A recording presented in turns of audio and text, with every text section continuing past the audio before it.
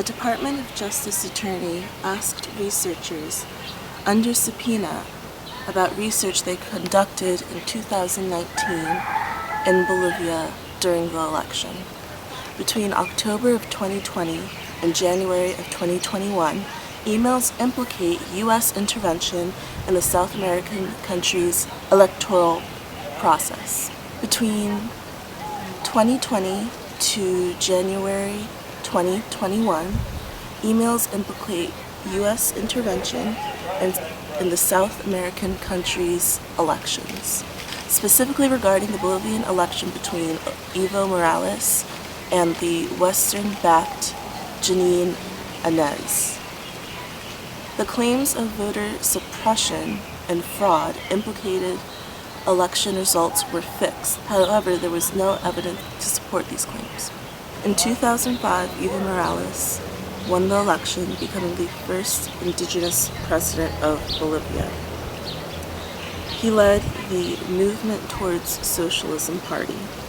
14 of the 16 members of his cabinet were indigenous, compared to 0 in Áñez's.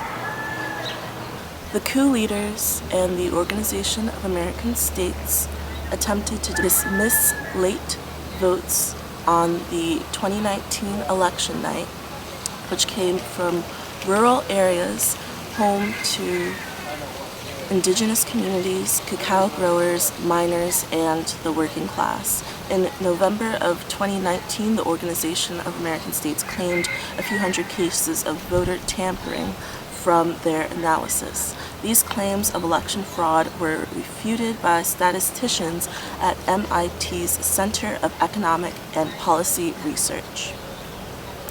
Attorney Angela George from the Department Office of International Affairs emailed researchers regarding a, quote, criminal investigation to Jack Williams.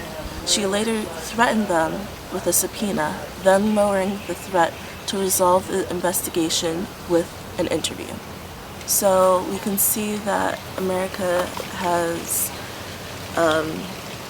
continued on trying to influence elections in South America with what's going on in Bolivia.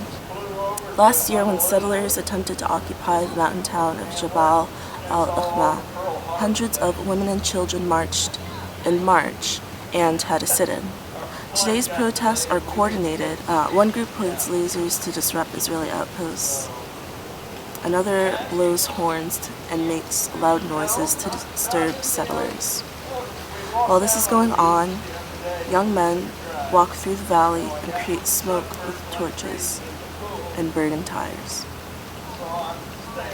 In Oakland, BDS prevented an Israeli cargo ship from docking. They said, quote, "We are sending a strong message that profiteering from Israelis' apartheid and ongoing violence against the Palestinian people will not be welcome in the Bay Area." June 4th, at 6 a.m., hundreds of protesters blocked the Zim cargo ship from docking at the port of Oakland. The protests were organized by the Arab Resource and Organization Center and the Boycott, Divestment, and Sanction movements. The hashtag #BlockTheBoat campaign has the support of over 100 groups.